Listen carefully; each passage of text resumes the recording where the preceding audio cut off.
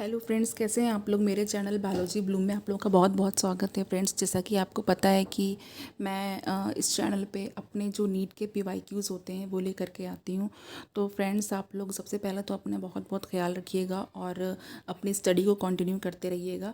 चलिए, आज का जो हमारा जो क्वेश्चन है वो जितने भी क्वेश्चंस पीवाईक्यू के जो मैंने लिए हुए हैं वो पोल्यूशन से रिलेटेड हैं फ्रेंड्स। तो चलिए, जो हमारा पहला जो क्वेश्चन है फ्रेंड्स वो है विच of the following is secondary pollutant. तो नीट में आया हुआ क्वेश्चन है फ्रेंड्स, यहाँ पे सेकेंडरी पोल्यूटेंट के बारे में पूछा हुआ है। Option A CO carbon monoxide, B CO2 carbon dioxide and C है SO2 sulphur dioxide and D है O3 ओजोन। तो चलिए फ्रेंड्स, यहाँ पर देखते हैं। यहाँ पे जो हमारे पास जो ऑप्शन होगा फ्रेंड्स, तो कि जो सेकेंडरी पोल्यूटेंट्स होता है वो क्या होता है। जो सेकेंडरी पोल्यूटेंट्स होते हैं फ्रेंड्स वो फोटोकेमिकली जो जो प्राइमरी पोल्यूटेंट्स होते हैं उनसे फोटोकेमिकल एक्शन के बाद प्रोड्यूस होते हैं और इन्हीं को फोटोकेमिकल ऑक्सीडेंट्स भी कहा जाता है। और ये जो हैं इसमें PAN यानी पैन परऑक्सी एसिटिल नाइट्रेट, यानी कि इनमें क्या इंक्लूड होता है फ्रेंड्स, जो सेकेंडरी पोल्यूटेंट होते हैं उनमें आता है पैन और इनमें आता है फ्रेंड्स जो सेकेंडरी पोल्यूटेंट की कैटेगरी में इसमें ओजोन है और इसमें एल्डिहाइड्स हैं। ओके, नाउ एल्डिहाइड्स आएंगे, इसमें aldehydes, okay aldehyde and friends इसमें आते हैं स्मॉग। ठीक है, यानी कि स्मॉग इस तो ये देखिए फ्रेंड्स, तो ये सारे सेकेंडरी पोल्यूटेंट की कैटेगरी में आता है। लेकिन यहाँ पे कहा है कि इसमें कौन सा सेकेंडरी पोल्यूटेंट है। तो अब यहाँ पे जो मैंने आपको जो एक्सप्लेन किया है फ्रेंड्स उससे आप समझ ही गए होंगे, जो ओजोन है वो सेकेंडरी पोल्यूटेंट होगा। चलिए नेक्स्ट क्वेश्चन की तरफ मूव करते हैं। जो नेक्स्ट क्वेश्चन है हमारा असर्शन रीजन का क्वेश्चन है friends. Pollution is always caused by human activity. Reason pollution is not different from contamination. तो यहाँ पे फ्रेंड्स जो ये कहा गया है कि जो पोल्यूशन है वो हमेशा ऑलवेज़ ह्यूमन एक्टिविटी से ही होता है और उसके बाद ये कहा गया है कि जो पोल्यूशन है वो उसमें डिफरेंट या अलग अलग तरीके के कंटामिनेशन नहीं होते हैं। तो देखिए यहाँ पे जो फ्रेंड्स जो आपका ऑप्शन हो जाएगा, थोड़ा सा समझ लेते हैं इसको। जो पोल्यूशन है फ्रेंड्स उसमें क्या होता है, पोल्यूशन किसे कहते हैं। पोल्यूशन ये होता है कि जब भी आप किसी भी चीज़ में कोई अनडिज़ायरेबल जो आप नहीं चाहते हैं ऐसा अनडिज़ायरेबल चेंज करते हैं, देखते हैं, तो वो होता है पोल्यूशन। और ये फिज़िकल हो सकता है, फिज़िकली या केमिकल या फिर बायोलॉजिकल कैरेक्टर्स हो सकते हैं, जैसे कि हमारी हवा, वाटर यानी पानी और लैंड, इन तीनों का पोल्यूशन तो आपको पता ही होगा। इसके अलावा नॉइज़ पोल्यूशन है, ठीक है। तो ये सब हमारे लिए हार्मफुल होते हैं, बहुत ज़्यादा हार्मफुल होते हैं और ह्यूमन लाइफ पे बहुत ज़्यादा इफेक्ट डालते हैं, ऑर्गेनिजम्स पे भी बहुत ज़्यादा इफेक्ट डालते हैं। जो पोल्यूशन होता है फ्रेंड्स वो नेचुरल भी हो सकता है और मैन मेड भी हो सकता है।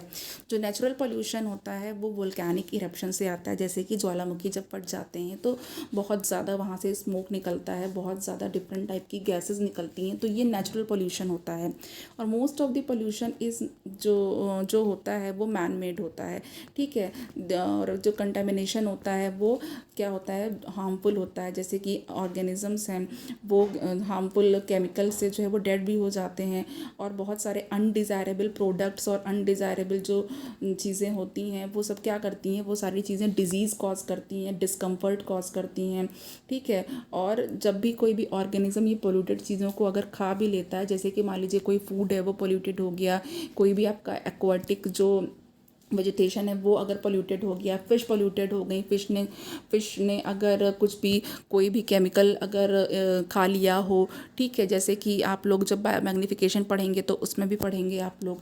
तो ये सारी चीज़ें जो होती हैं बहुत ही ज़्यादा हार्मफुल होती हैं फ्रेंड्स। तो कोशिश ये करनी चाहिए कि अपने आसपास और अपने इन्वायरमेंट को हमेशा क्लीन रखिए और नॉन पोल्यूटेड रखिए और ज़्यादा से ज़्यादा प्लांट्स को ग्रीन प्लांट्स का प्लांटेशन करिए। तो चलिए यहाँ पे जो ऑप्शन होगा फ्रेंड्स वो ऑप्शन डी बिल्कुल करेक्ट हो जाएगा, यानी कि यहाँ पे जो ऑप्शन डी है ये both assertion and reason are false, ठीक है। ये एम्स में आया हुआ क्वेश्चन है फ्रेंड्स और यहाँ पे जो ऑप्शन डी है वो बिल्कुल करेक्ट हो जाएगा कि ये दोनों ही गलत हैं।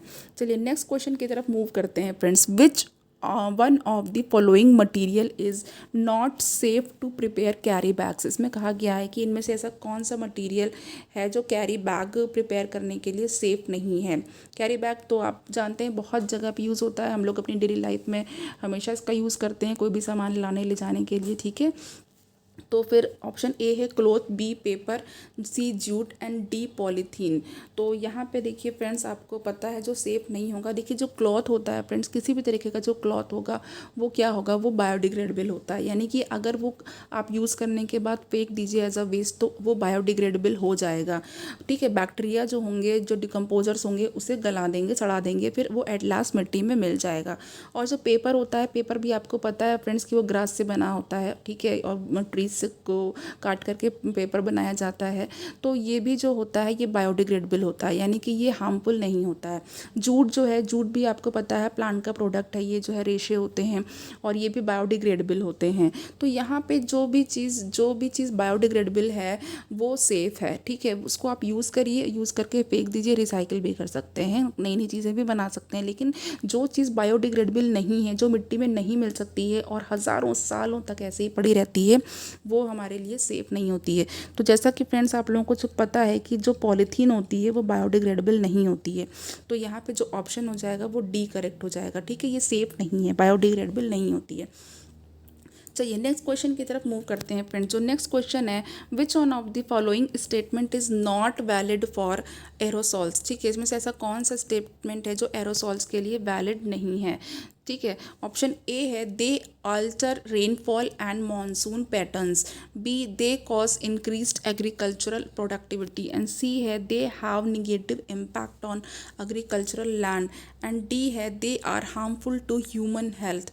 तो नीट में आया हुआ क्वेश्चन है फ्रेंड्स। तो देखिए यहाँ पे जो हमारे पास ऑप्शन हो जाएगा वो क्या हो जाएगा, देखिए जो एरोसॉल्स होते हैं फ्रेंड वो हार्मफुल होते हैं, बहुत ही हार्मफुल होते हैं, वो इन्वायरमेंट के लिए पोल्यूटेंट का काम करते हैं और इसका जो है वो एग्रीकल्चर पर निगेटिव इफेक्ट होता है। तो यहाँ पे जो हमारे पास ऑप्शन बी है वो बिल्कुल करेक्ट हो जाएगा, they cause increase cultural productivity. ठीक है, ये वैलिड नहीं है, ये इंक्रीज नहीं करते हैं। ठीक है, नेक्स्ट क्वेश्चन की तरफ मूव करते हैं friends. Which of the following are most suitable indicator of SO2 pollution in the environment.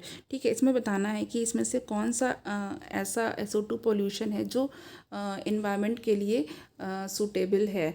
ठीक है, तो अब आपके पास जो ऑप्शन है फ्रेंड्स वो ऑप्शन है एल्गी एंड ऑप्शन बी है फंजाई, ऑप्शन सी है लाइकेन एंड डी है कॉनिफर्स। तो चलिए यहाँ पे देखते हैं फ्रेंड्स। तो आपको पता है जो लाइकेन्स होते हैं फ्रेंड्स वो क्या करते हैं, जो लाइकेन्स होते हैं बहुत ही सेंसिटिव होते हैं SO2 के लिए, सल्फर डाइऑक्साइड के पोल्यूशन के लिए बहुत ही सेंसिटिव होते हैं। और ये क्या करते हैं, ये ऐसे प्लेसेस जहाँ पर जो है जो SO2 पोल्यूशन होती है वो एटमॉस्फेयर में बहुत ही ज़्यादा होती है, डिस्ट्रॉय कर देती है, यहाँ पे ये पाए जाते हैं। ठीक है, और जो होती है बहुत ही अच्छी इंडिकेटर होती है सल्फर डाइऑक्साइड के पोल्यूशन के लिए। तो यहाँ पे जो ऑप्शन आपका जो 5 का सी हो जाएगा वो बिल्कुल करेक्ट हो जाएगा कि most suitable indicators of SO2 pollution in the environment. चलिए नेक्स्ट क्वेश्चन की तरफ मूव करते हैं फ्रेंड्स। क्वेश्चन 6 को देखते हैं। A scrubber in the exhaust of a chemical industrial plant removes. जो स्क्रबर होता है, यानी कि जो स्क्रबर होता है in the exhaust of chemical industrial plant. ठीक है, केमिकल इंडस्ट्रियल प्लांट में जो स्क्रबर के एग्जॉस्ट में जो स्क्रबर होता है वो क्या रिमूव करता है। ऑप्शन ए है gases like sulphur dioxide, B particulate matter of the size 5 micrometre और above, C gases like ozone and methane and D है particulate matter of the size 2.5 micrometre और लेस। AIPMT का question है friends. तो देखिए यहाँ पे जो हमारे पास ऑप्शन हो जाएगा वो ए हो जाएगा। ये जो डस्ट का सेपरेशन करते हैं फ्रेंड्स वो कैसे होता है, जो डस्ट होती है उसको स्क्रबर से सेपरेट किया जाता है। ठीक है, तो जो डस्ट का सेपरेशन होता है वो स्क्रबर से होता है और ये 2 टाइप के होते हैं, एक तो ड्राई होते हैं और एक वेट होते हैं, दोनों को ही यूज़ कर सकते हैं। ठीक है, किस लिए, जो पार्टिकुलेटेड मैटर होते हैं उनको सेपरेट करने के लिए। या तो फिर हम लोग ड्राई से या तो फिर वेट से हम लोग इसको पास कर सकते हैं, देन उसके बाद सेपरेट कर सकते हैं। तो यहाँ पर फ्रेंड्स जो हमारे पास जो ऑप्शन हो जाएगा वो ऑप्शन ए करेक्ट हो जाएगा, यानी गैसेस लाइक सल्फर डाइऑक्साइड। ठीक है, तो जो स्क्रबर होता है वो सल्फर डाइऑक्साइड गैस को रिमूव करने के लिए काम आता है। तो चलिए यहाँ पे अब जो नेक्स्ट क्वेश्चन है फ्रेंड्स वो यहाँ पे देखते हैं। क्वेश्चन नंबर 7 है, a location with luxuriant growth of lichens on the tree indicates that the. तो ऑप्शन ए है tree are very healthy, B tree are heavily infested, and C है location is highly polluted, and D है location is not polluted. AIPMT का question है friends. तो देखिए यहाँ पर आपको क्या करना है, ये जो लाइकेन्स होते हैं फ्रेंड्स, वो आपको पता है कि कंपोजिट ऑर्गेनिजम्स होते हैं, यानी कि जो लाइकेन होता है फ्रेंड्स उसमें क्या क्या होता है, उसमें एल्गी होती है प्लस फंजाई होती है। आपको पता है जो एल्गी होती है वो ग्रीन होती है और जो फंजाई होती है वो नॉन ग्रीन होती है। ठीक है, आप इसके बारे में जानते हैं। और इसमें जो ये बहुत ही सेंसिटिव होते हैं पोल्यूशन के लिए। ठीक है, तो अगर आपका जो फ्रेंड्स अगर लाइकेन का कहीं पे ग्रोथ हो रहा है तो इसका क्या मतलब है। ठीक है, तो यहाँ पे देखिए फ्रेंड्स जो ऑप्शन डी है, ये option D location is not polluted. ठीक है, लोकेशन इज़ नॉट पोल्यूटेड, यानी कि अगर ग्रोथ हो रही है, लग्जूरियन ग्रोथ है, अच्छी ग्रोथ है, तो मतलब कि लोकेशन पोल्यूटेड नहीं है। तो चलिए यहाँ पे प्योर और नेचुरल अच्छी इन्वायरमेंट मिल रही है। ठीक, चलिए नेक्स्ट क्वेश्चन की तरफ मूव करते हैं। नेक्स्ट क्वेश्चन है क्वेश्चन नंबर 8। तो friends photochemical smog formed in congested metropolitan cities mainly consist of. अब इसमें कहा है कि जो फोटोकेमिकल स्मॉग होता है उसके बारे में बात की जा रही है फ्रेंड्स। ऑप्शन ए है ओजोन पर ऑक्सीएसाइल नाइट्रेट एन NOx। एक्स का मतलब इसमें कितने भी नंबर ऑफ ऑक्सीजन हो सकते हैं। ठीक है, 2, 3। और बी ऑप्शन है smoke peroxyacyl nitrate and sulphur dioxide. और यहाँ पे जो सी ऑप्शन है वो hydrocarbon sulphur dioxide and CO2। And D option है hydrocarbons ozone and SOx। AIIMS में आया हुआ क्वेश्चन है फ्रेंड्स। तो देखिए यहाँ पे जो फोटोकेमिकल स्मॉग होता है फ्रेंड्स, ठीक है, वो सेकेंडरी पोल्यूटेंट होता है या फिर जो फोटोकेमिकल ऑक्सीडेंट्स होते हैं। तो जो फोटोकेमिकल स्मॉग होता है वो कब बनता है फ्रेंड्स, तो देखिए जब जितने भी आपके मेट्रो सिटीज़ होते हैं इसमें टेम्परेचर जो होता है वो थोड़ा हाई होता है। ठीक है, और जो गैसेस होती हैं फैक्ट्रीज से निकलती हैं और अदर जो ऑटोमोबाइल एग्जॉस्ट होते हैं, ठीक है, उनसे गैसेस भी निकलती रहती हैं, जैसे कि नाइट्रोजन ऑक्साइड्स हैं। और तो होता क्या है फ्रेंड्स, और प्लस सन की जो एनर्जी होती है, ये सारी चीज़ें मिल जाती हैं। ठीक है, और नाइट्रोजन ऑक्साइड जो होती है वो नाइट्रिक एसिड में और नेसेंट ऑक्सीजन में स्प्लिट हो जाती है। जो नेसेंट ऑक्सीजन होती है वो मॉलिक्यूलर ऑक्सीजन के साथ मिल करके ओजोन बना लेती है। नेसेंट ऑक्सीजन तो आप समझ ही रहे होंगे ना, कि जैसे कि ये अगर नेसेंट ऑक्सीजन सिर्फ O है और ये मॉलिक्यूलर ऑक्सीजन ये है, तो ये दोनों मिल करके क्या बनाएंगी फ्रेंड्स, ये बनाएंगी O3, यानी कि ओजोन बना लेंगी। तो ये यहाँ पर जो है आपकी ओजोन बना लेती हैं। और जो ओजोन होती है वो क्या करती है, वो रिएक्ट करती है कार्बोहाइड्रेट से, और कार्बोहाइड्रेट से रिएक्ट करके ये एल्डिहाइड और कीटोन्स बना लेती है। तो नाइट्रोजन ऑक्साइड्स, ऑक्सीजन और कीटोन, ये सारे मिलकर के परऑक्सी एसिल नाइट्रेट्स बनाते हैं। याद रखिएगा, nitrogen oxides, oxygen and ketone, यानी कि नाइट्रोजन के ऑक्साइड प्लस ऑक्सीजन और प्लस कीटोन, ठीक है, ये मिलेंगे। और ये मिलने के बाद क्या बना लेंगे, पैन बनाएंगे, परऑक्सी एसिल नाइट्रेट। ठीक है, पैन बना लेंगे फ्रेंड्स। तो चलिए यहाँ पर मैं फिर से एक बार लिख देती हूँ। ठीक है, ये पैन बना लेते हैं, देख लीजिएगा आप लोग, 1 मिनट। PAN परऑक्सी acyl nitrate. ठीक है, यहाँ पे भी लिखा हुआ है। तो चलिए अब यहाँ पे जो हमारा पास ऑप्शन होगा फ्रेंड्स वो कौन सा करेक्ट हो जाएगा, अब आपको बताना है। यहाँ पे जो ऑप्शन हो जाएगा वो हम लोग 8 ले रहे थे, 8 का A करेक्ट हो जाएगा, यानी कि ozone परऑक्सी acyl nitrate and nitrogen के ऑक्साइड्स। चलिए नेक्स्ट क्वेश्चन की तरफ मूव करते हैं फ्रेंड्स। नेक्स्ट क्वेश्चन है जो 9th क्वेश्चन है, plants do not get benefit from. Option A N2 in air, B O2 in air, C CO2 in air and D O3 in air. तो O3 in air. तो अब यहाँ पे देखना है फ्रेंड्स, जो ओजोन होती है वो हार्मफुल सेकेंडरी एयर पोल्यूटेंट होती है, अभी जैसा कि हम लोगों ने डिस्कस किया है। और जो ओजोन होती है बहुत ही स्ट्रॉन्ग ऑक्सीडेंट होती है। ठीक है, और ये क्लोरीन काइमा, जो ग्रीन आपका जो टिश्यू होता है क्लोरीन काइमा, उसको डिस्ट्रॉय कर देती है। ठीक है, तो ये जो ओजोन है फ्रेंड्स, यहाँ पे ये देखिए, ये जो ओजोन है ये क्या करती है, ये क्लोरीन काइमा को डिस्ट्रॉय करती है, क्लोरीन काइमा को डिस्ट्रॉय कर देती है। ठीक है, ये आपको याद रखना है। और ये जो हमारा प्लांट का जो ग्रीन टिश्यू होता है ये भी आपको पता है, ठीक है। और इसके बाद और क्या करती है, जो ओजोन है ये सेकेंडरी पोल्यूटेंट तो है ही, और जब ये क्लोरीन काइमों को डिस्ट्रॉय कर देती है और नेक्रोसिस भी करती है, ठीक है। और रबड़ की तरह हार्ड हो जाते हैं प्लांट्स की जो लीव्स होती हैं, और मतलब काफ़ी जो चेंजेस हो जाते हैं, डिजीज़ हो जाती है, कैंसरस डिजीज़ हो जाती है। और क्या करते हैं फ्रेंड्स, जो टेक्सटाइल यानी कपड़े की जो इंडस्ट्री होती है, टेक्सटाइल में पे ये इफ़ेक्ट डालती, डैमेज कर देती है, ठीक है। और मार्बल को कोरोड कर देती है, मार्बल के सरफेस को ख़राब कर देती है। जैसे कि कोई भी स्टैचू है या ताजमहल है, कोई भी मार्बल का बना हुआ मॉन्यूमेंट है, उसको हार्म करेगी, ठीक है। जितनी भी अच्छी बिल्डिंग्स हैं, हेरिटेजेस हैं, उन सब के लिए ये बहुत ही ज़्यादा डेंजरस है। तो यहाँ पर तो हम प्लांट्स की बात कर रहे थे फ्रेंड्स, तो प्लांट्स के लिए हम लोग देख लेंगे जो प्लांट्स हैं यहाँ पे। इसका जो ऑप्शन हो जाएगा फ्रेंड्स, वो कौन सा करेक्ट हो जाएगा, ऑप्शन डी बिल्कुल करेक्ट हो जाएगा कि plants do not get benefit from, ठीक है, O3 यानी ओजोन इन एयर। एम्स का क्वेश्चन है फ्रेंड्स। चलिए यहाँ पे हम लोग क्वेश्चन नंबर 10 की तरफ मूव करते हैं। The air prevention and control of pollution act came into force. यहाँ पे देखिए, अब आपका पूछा हुआ है कि ये जो air prevention and control of pollution act ये कब आया था, तो इसमें आपको ईयर लर्न कर लेना है फ्रेंड्स कि ये ईयर है 1981 में।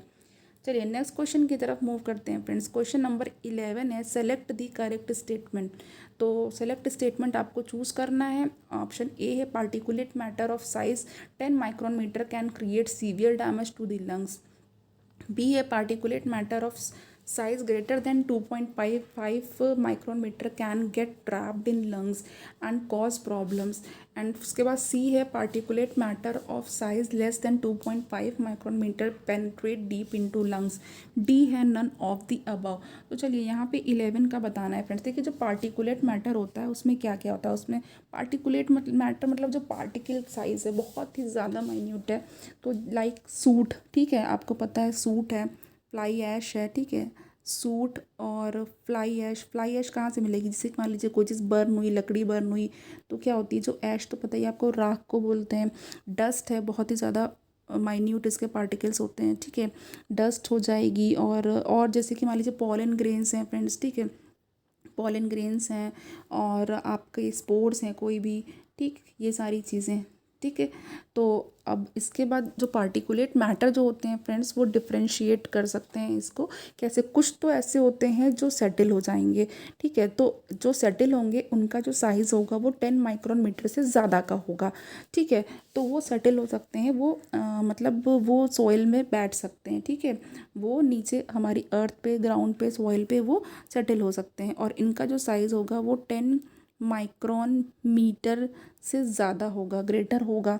और बाकी जो लेस देन होंगे, ठीक है, और कुछ जो होते हैं वो सस्पेंडेड रहते हैं, यानी हवा में तैरते रहते हैं, सस्पेंडेड रहते हैं। जो जो लेस देन 10 माइक्रोन मीटर के होंगे वो सेटल डाउन नहीं हो पाएंगे, बैठ नहीं पाएंगे, वो क्या करेंगे, हवा में तैरते रहेंगे। और वही जो होते हैं बहुत हार्मफुल होते हैं फ्रेंड्स, ठीक है, कुछ डेज तक या कुछ वीक्स तक ये जो है सस्पेंडेड रहते हैं।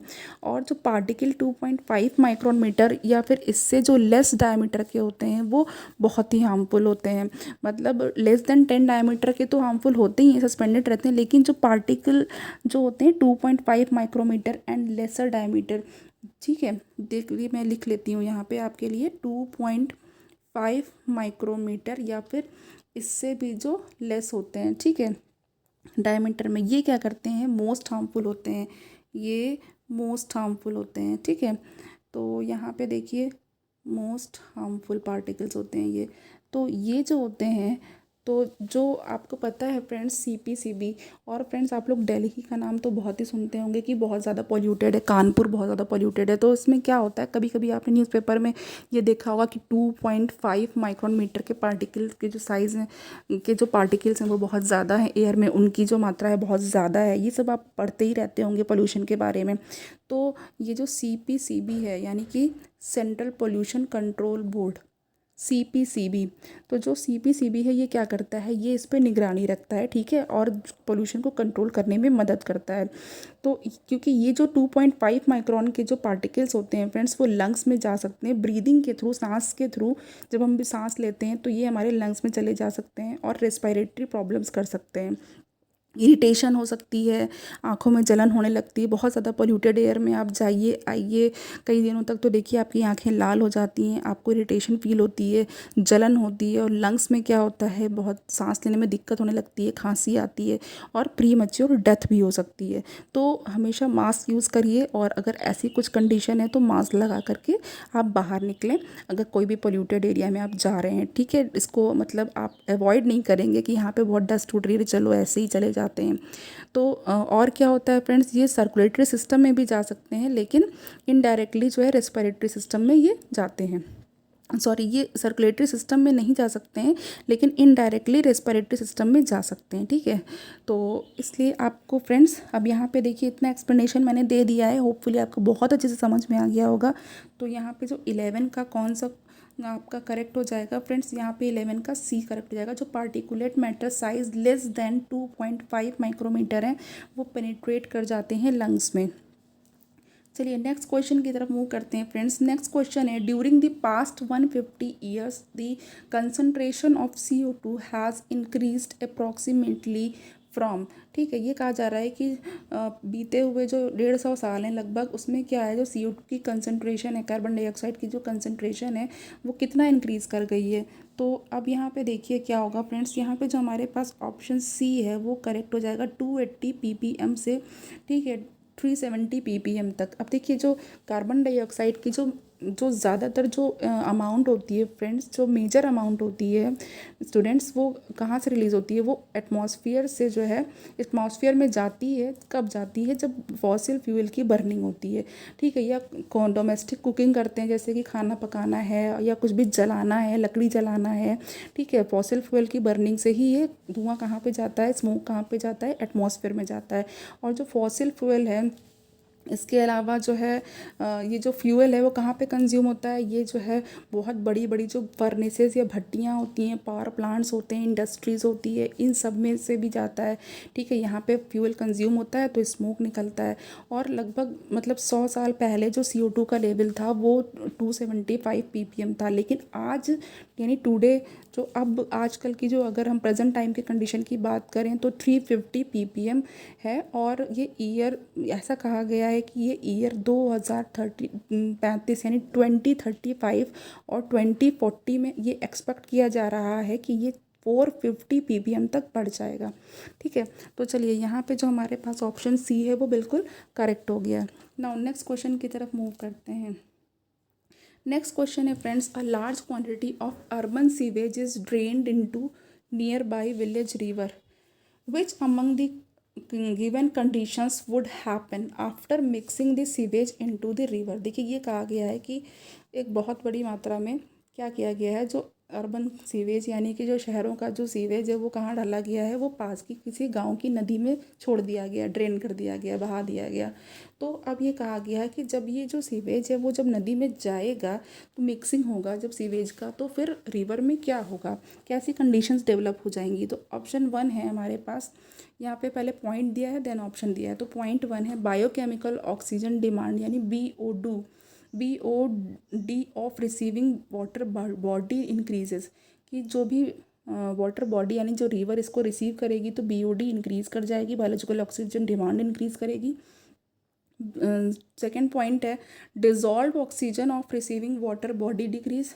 ठीक है, जो भी वाटर बॉडी इसको रिसीव करेगी उसकी डिजॉल्व ऑक्सीजन डिक्रीज जाएगी। थर्ड है it will not cause mortality among fishes and other aquatic creatures. फिर 4 है it will lead to nutrient enrichment of receiving water body. अब ऑप्शन में आपके पास ए में है 1 2 3, बी में है 1 2 4 एंड सी है 2 and third only, and D है 3rd एंड 4 ओनली। तो चलिए यहाँ पे आपको 13 का बताना है फ्रेंड्स। जो 13 का है यहाँ पे आप देखिए, जो बी ऑप्शन है वो बिल्कुल करेक्ट हो जाएगा, यानी कि 1 और 2 एंड 4। ठीक है, ये सारे ऑप्शंस आपके बिल्कुल करेक्ट हो जाएंगे। अब इसको थोड़ा मैं एक्सप्लेन कर देती हूँ। देखिए जब भी कोई भी सीवेज होता है फ्रेंड्स, ठीक है, उसमें बायोडिग्रेडेबल मैटर होते हैं, बायोडिग्रेडेबल ऑर्गेनिक मैटर, जिसको हम लोग BOM भी कहते हैं। ठीक है, तो ये जो BOM है, जब ये किसी भी BOM, ठीक है, तो जब ये बॉम जो है या BOM जब भी किसी वाटर बॉडी में रिलीज़ होगा तो क्या होगा, जब ये रिलीज़ होता है तो जो माइक्रो ऑर्गेनिजम्स होते हैं वो क्या करते हैं, वो ऑर्गेनिक मैटर का बायोडिग्रेडेशन करते हैं। ठीक है, ये माइक्रो ऑर्गेनिज्म कहाँ प्रेजेंट है, ठीक है, ये जो माइक्रो जब भी हमने अगर रिवर में डाला है तो रिवर में होगा। ठीक है, ये सीवेज मिक्स होगा तो क्या होगा, जो ऑर्गेनिक मैटर है उसका बायोडिग्रेडेशन स्टार्ट हो जाएगा माइक्रो ऑर्गेनिज्म से। तो अब फिर क्या होगा, इस प्रोसेस में बहुत सारी ऑक्सीजन चाहिए होगी, तो ये बहुत सारी ऑक्सीजन को कंज्यूम करते हैं। ठीक है, सीवेज को डिकम्पोजिशन करते हैं और बहुत सारी ऑक्सीजन लेते हैं। ठीक, और इसके बाद फिर क्या होगा, जो जो डिज़ोल्व्ड ऑक्सीजन होती है वो बहुत ज़्यादा डिक्लाइन हो जाती है, यानी कि कम हो जाती है। और ये डिज़ोल्व्ड ऑक्सीजन कहाँ है फ्रेंड्स, ये है वाटर बॉडी में, यानी कि पानी में। आपको पता है जितने भी एक्वाटिक एनिमल होते हैं वो पानी में घुली हुई ऑक्सीजन या डिज़ोल्व ऑक्सीजन से ही लाइफ अपनी चलाते हैं, यानी कि सांस लेते हैं। तो ये जो डिज़ोल्व्ड ऑक्सीजन है वाटर में वो बहुत तेज़ी से डिक्लाइन होने लगेगी। ठीक है, उसके बाद फिर क्या होगा, फिर ये जो सीवेज, और इस पॉइंट पे क्या होगा, जो सीवेज डिस्चार्ज है और बायोलॉजिकल ऑक्सीजन डिमांड यानी जो BOD है वो इंक्रीज़ कर जाएगी। यानी जब जो डिज़ोल्व्ड ऑक्सीजन अगर डिक्रीज़ कर रही है, ठीक है, तो BOD यानी बायोलॉजिकल ऑक्सीजन डिमांड वो इंक्रीज़ करेगी। ठीक है, तो अब होगा क्या, जो सीवेज है, ठीक है, वो क्या कॉज करेगा, वो न्यूट्रिएंट का इनरिचमेंट वो न्यूट्रिएंट का इनरिचमेंट कॉज करेगा। ठीक है, बहुत ही ज़्यादा अमाउंट में न्यूट्रिएंट बढ़ जाएंगे वाटर में, और क्या करेंगे, बहुत ज़्यादा ग्रोथ होगी, प्लांक्टोनिक ग्रोथ हो जाएगी, जैसे एल्गी की ग्रोथ हो जाएगी, फ्री फ्लोटिंग एल्गी की बहुत ज़्यादा ग्रोथ होने लगेगी। ठीक है, एक्सेस ग्रोथ हो जाएगी, जिसको इतना ज़्यादा न्यूट्रिएंट्स मिल जाएगा तो ग्रोथ हो करेगा। और इसको क्या कहेंगे फ्रेंड्स, इसको कहते हैं एल्गल ब्लूम। तो अब यहाँ पे क्या कॉज हो जाएगा, एल्गल ब्लूम कॉज हो जाएगा, यहाँ पे एल्गल ब्लूम कॉज हो जाएगा इसके बाद। ठीक है, ये एल्गल ब्लूम कॉज हो गया। तो अब एल्गल ब्लूम कॉज हो जाएगा और फिर क्या होगा, यानी पोल्यूटेड वाटर में क्या कॉज हो जाता है, एल्गल ब्लूम कॉज हो जाता है। तो अब यहाँ पे जो डेथ है, फिश की डेथ होने लगेगी। ठीक है फ्रेंड्स, तो अब देखिए कितनी सारी चीज़ें इफ़ेक्ट हो जाती हैं जब भी सीवेज को आप रिवर वाटर में मिक्स करते हो। चलिए नेक्स्ट यहाँ पे, तो चलिए यहाँ पे जो हमारा ऑप्शन है वो तो हमने देख ही लिया था फ्रेंड्स। अब चलिए नेक्स्ट क्वेश्चन की तरफ मूव करते हैं। नेक्स्ट क्वेश्चन है हमारे पास 14।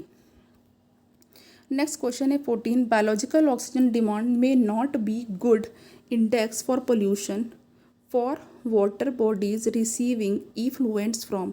ये कहा जा रहा है कि जो BOD है वो जो भी वाटर बॉडी रिसीव कर रही है उसके लिए अच्छा नहीं है। ठीक है, वो क्या है, biological oxygen demand may not be good index, अच्छा इंडेक्स नहीं है for pollution of water bodies receiving effluents from.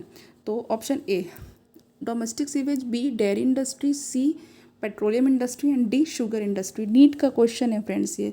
तो देखिए यहाँ पे जो आपका जो अभी बिल्कुल बहुत ज़्यादा मैंने एक्सप्लेन किया ही है इसको, कि जो बायोलॉजिकल ऑक्सीजन डिमांड यानी जो BOD होती है, ठीक है, वो क्या होती है, जो भी एरोबिक डिकम्पोजिशन होता है उसमें जितनी भी ऑक्सीजन रिक्वायर होती है उसे BOD कहते हैं। ठीक है, और ये कब रिक्वायर होती है, अभी बात किया था कि जब बायोलॉजिकल डिग्रेडेशन होता है। ठीक है, बायोलॉजिकल डिग्रेडेशन होता है या बायोडिग्रेडेबल ऑर्गेनिक मटेरियल जो होते हैं, जब उनका डिग्रेडेशन होता है तो ऑक्सीजन की डिमांड बढ़ जाती है। तो जो BOD होती है वो क्या इंडिकेट करती है, जो BOD होती है वो ये इंडिकेट करती है कि ऑर्गेनिक पोल्यूशन जो है कितना है, वाटर में ऑर्गेनिक पोल्यूशन कितना है। ठीक है, जो पेट्रोलियम है वो डिग्रेड नहीं होता है, माइक्रोब्स जो है वो पेट्रोलियम को डिकम्पोज या डिग्रेड नहीं कर पाते हैं।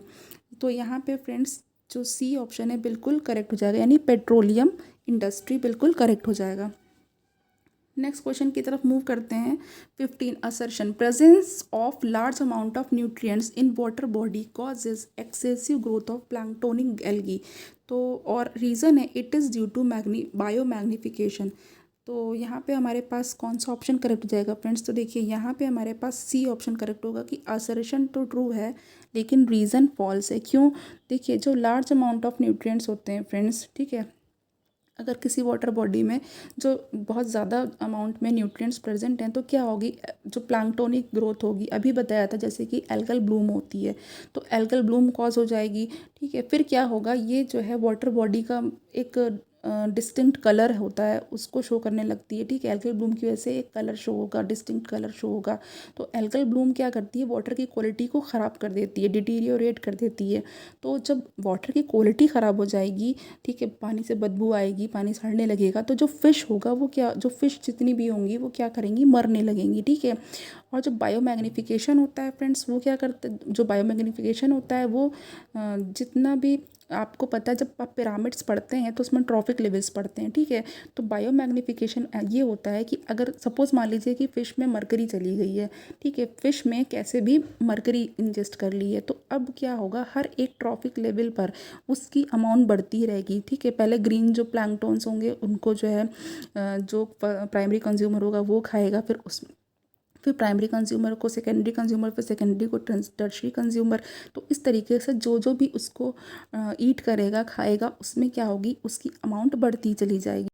ये होता है बायोमैग्निफिकेशन, यानी कि किसी भी केमिकल का या किसी भी इस तरीके से किसी भी मिनरल का हर एक ट्रॉफिक लेवल पर जा करके उसकी अमाउंट का बढ़ जाना या हर एक ट्रॉफिक लेवल पे पहुंच जाना, ये हो जाता है बायोमैग्निफिकेशन। तो यहाँ पे जो आपके पास ऑप्शन सी है वो बिल्कुल करेक्ट हो जाएगा। चलिए क्वेश्चन नंबर 16 की तरफ बढ़ते हैं। यूट्रॉफिकेशन का क्वेश्चन है। Eutrophication is the natural ageing of lake bye. अब यूट्रॉफिकेशन क्या है, नेचुरल एजिंग है लेक की। ऑप्शन ए है सीवेज इनरिचमेंट, ऑप्शन बी है न्यूट्रिएंट इनरिचमेंट, ऑप्शन सी है फिजिकल एनरिचमेंट, ऑप्शन डी है फर्टिलाइजर एनरिचमेंट। चिपमर का क्वेश्चन है फ्रेंड्स। तो देखिए जो यूट्रॉफिकेशन होता है वो क्या होता है, उसमें भी एल्गी की ग्रोथ बहुत ज़्यादा हो जाती है।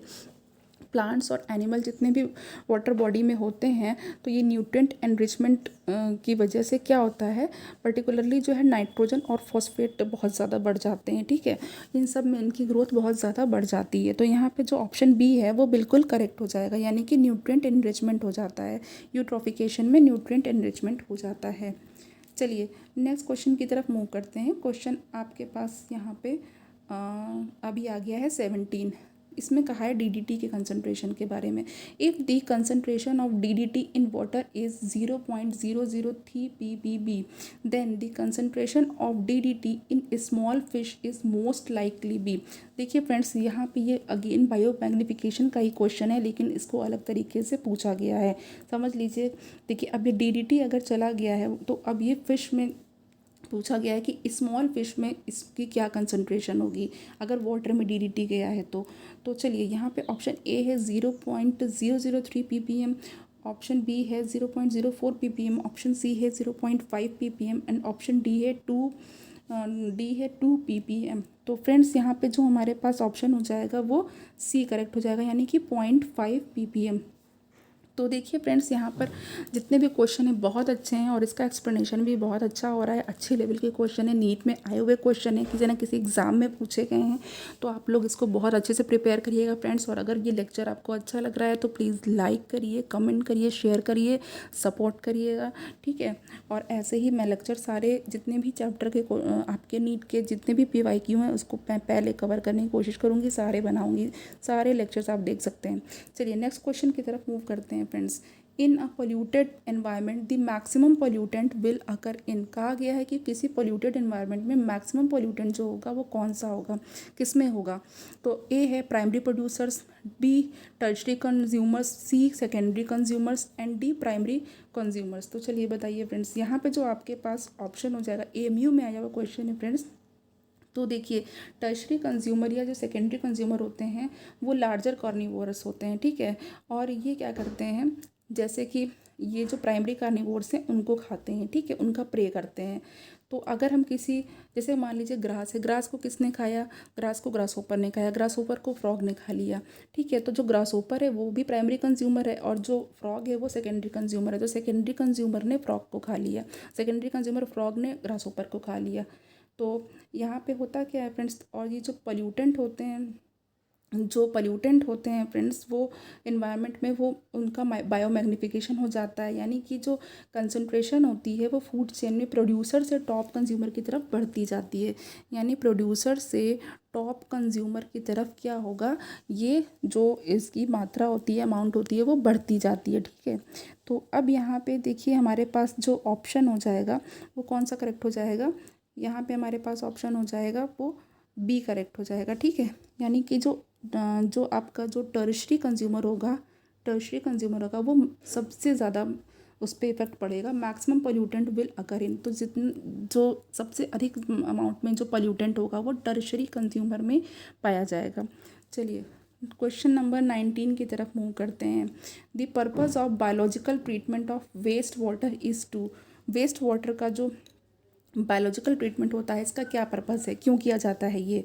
ऑप्शन ए है रिड्यूस BOD यानी कि बायोलॉजिकल ऑक्सीजन डिमांड को रिड्यूस करने के लिए, फिर बी है इंक्रीज BOD, फिर सी है रिड्यूस सेडिमेंटेशन को रिड्यूस करने के लिए, डी है इंक्रीज सेडिमेंटेशन। AMU का क्वेश्चन है फ्रेंड्स।